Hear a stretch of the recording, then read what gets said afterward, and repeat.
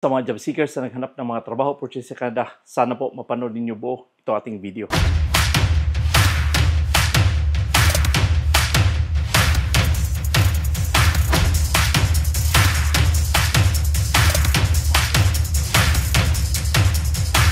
Kabayan, kumusta? Anong balita sa inyo? So yun guys, meron naman tayong magandang pag-usapan ngayon dito nga sa ating channel at ito po ay 40 katrabador ang kinakailangan at ito po ay walang placement fee, no? Again, sinasabi sa inyo na dito sa pag-apply sa Canada, importante na yung inyong mga qualification ay talagang ayusin niyo yung inyong mga resume upang kayo nga ay matanggap ng mga trabaho dito sa Canada. Lalo na ngayon na medyo mahigpit ang Canada. And again, sinasabi sa inyo na gaano man kahigpit yan, kung kayo man ay qualify sa mga ina-applyan ninyo, kayo po yung matatanggap. Okay? So again, ang key dito sa pag-apply sa Canada, ang inyong mga resume. Mag-apply kayo ng ayon sa inyong experience, huwag kayo mag-apply sa gusto ninyo. Dahil mahirap po at hindi po mangyayari yan na ang gusto ninyo masusunod. Ang ibig kong sabihin, ang inyong experience ay production worker. Kayo ay gusto ninyong pumunta sa farm worker. So, mahirapan kayo kung wala kayong experience. Dahil sa dami na nag-apply, na gustong pumasok ng Canada, talagang ang screening dito napakahirap. No? So again, sinasabi sa inyo na sana po ay makatulong man lang itong ating mga pinagsasabi dito nga sa ating channel. And again, kung hindi pa yung nakapag-subscribe sa mga hindi pa subscriber dyan na ating mga viewers, sana po ay masubscribe din yung ating channel dahil napakaraming nanonood hindi nagsasubscribe, no? Sana po ay masubscribe niyo upang kayo ay magkaroon ng mga idea tungkol sa pag-apply dito sa Canada. Okay? So again, sinasabi sa inyo na tuloy-tuloy nyo lang inyong mga paghahanap ng mga trabaho opportunity dito.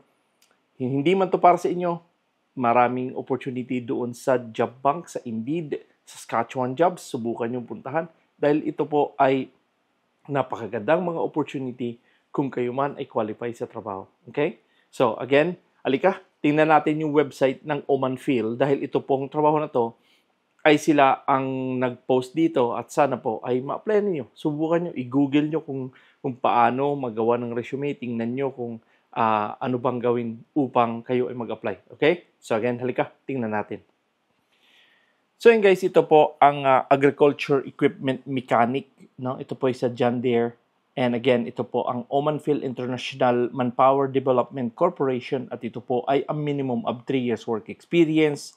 Ang kanilang salary dito per month ay $4,636. And again, ito po ay nasa Saskatchewan dito sa Canada.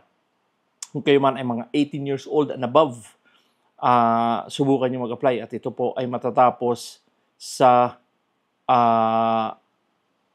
July 16. Okay? So again, may time pa kayo na ayusin ang inyong mga resume at ang inyong mga qualification ayusin. So ngayon, ito po kanilang job description. Inspect, diagnose, repair, and service of agricultural equipment with commitment to customer support and pride in workmanship. Applying the use of specialized tools, cutting-edge technology, and innovative solution to diagnose and complete complex repairs.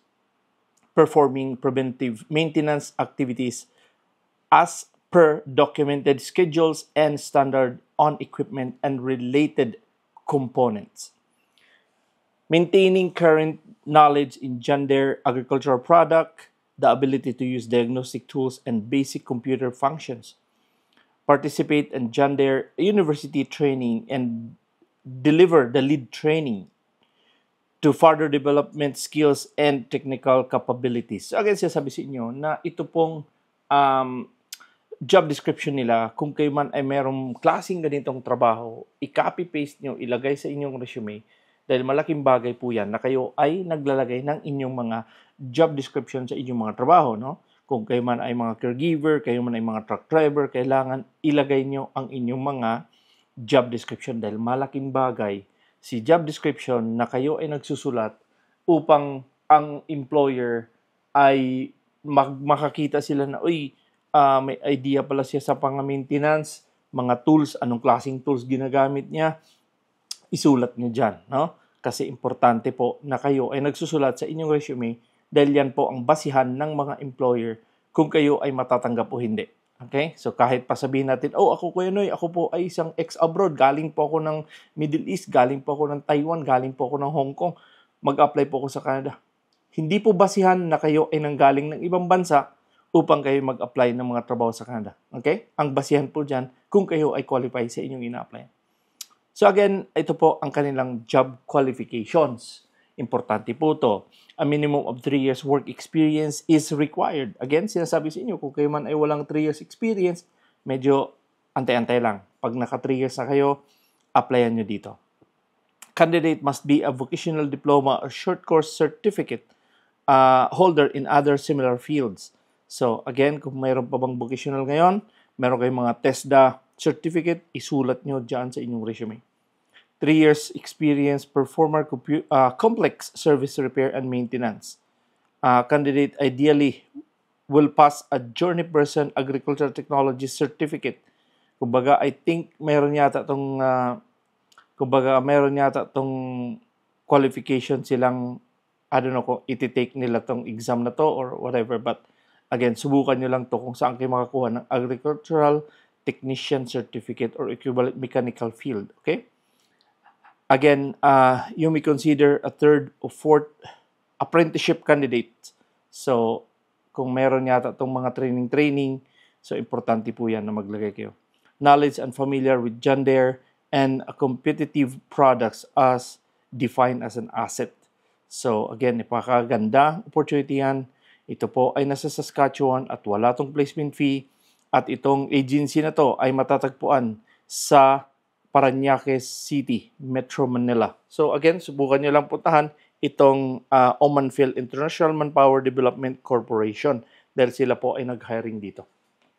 So ganun po mga guys, sabi ko sa inyo na dito sa Canada, dahil nga sa taas ng kompetisyon, sa daming nag-a-apply ng mga trabaho dito, sana po ay ayusin ang inyong mga resume. Yan ang sinasabi ko, paulit-ulit ang sinasabi ko sa inyo, na kahit gaano tayo ka-experience, subalit ang ating resume ay hindi nakalatag yung ating mga ginagawa, hindi nakasulat yung ating mga ginagawa, hindi na-define yung ating mga job description sa ating mga previous work experience, hindi po mangyayari yan kayo'y makapasok sa Canada.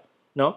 Again, napakagandang opportunity na ito nga ay meron tayong mga agencies dyan sa Pilipinas dahil wala naman talagang placement fee ang Canada. Subalit may mga processing fee lang dito na medyo siguro hindi naman ganong kalakihan. But again, ayusin nyo ang inyong resume. Kung kayo ay mag-apply, kung hindi man to para sa inyo, sa mga ating mga viewers dyan na iba ang kanilang trabaho na housekeeping, mga truck driver, or mga production worker, o anuman trabaho hinahanap nyo, ayusin nyo ang inyong resume, isulat nyo lahat ang inyong mga previous jobs. Ano ba mga ginagawa nyo sa trabaho? Kayo ba ay kung ano mga ginagawa nyo, isulat nyo lahat. Dahil napakalaking bagay na kayo'y magsusulat sa inyong resume dahil ang employer at ang mga agency, sila po'y nagbabasa. Pag hindi po maganda ang inyong resume at kumbaga hindi nagmamatch yung inyong resume sa kanilang hinahanap, talagang hindi po mangyayari na kayo'y matanggap ng trabaho.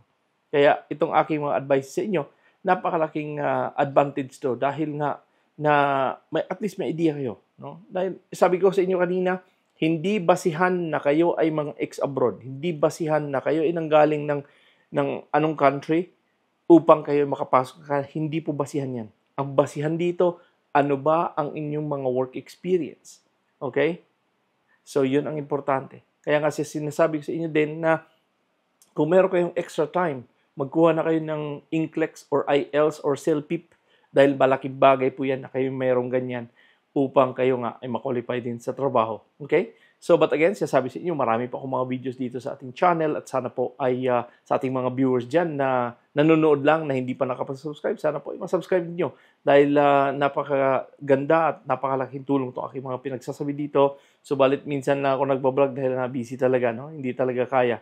So, tuloy-tuloy nyo lang inyong panunod at pagsubaybay sa aking channel. Meron po akong mga short videos. Subukan nyo panoorin dahil baka doon sa short video kayo ay magkaroon ng mga idea sa kung saan kayo pwede mag-apply. Okay? So, but again, sana po ay ma-share ninyo ating video sa inyong mga kaibigan kamag-anak na gusto at nagbalak pumunta sa Canada na kagaya din sa inyo. At again, kung hindi po rin napag-subscribe, sana po ay makonsider i-like, i-subscribe, at huwag nyo kalimutan lagi i-click ang notification bell para updated kayo tuwing meron mag-upload dito nga sa aking channel. So, ganun pa man, maraming salamat ulit sa inyo at sana po ay magkita-kits tayo dito sa Canada. Ako po'y masaya na kayo makarating dito. So, ganun pa man, maraming salamat ulit sa inyong pagsubaybay sa aking channel. Ako po si Noy Tevs. God bless and have a wonderful day.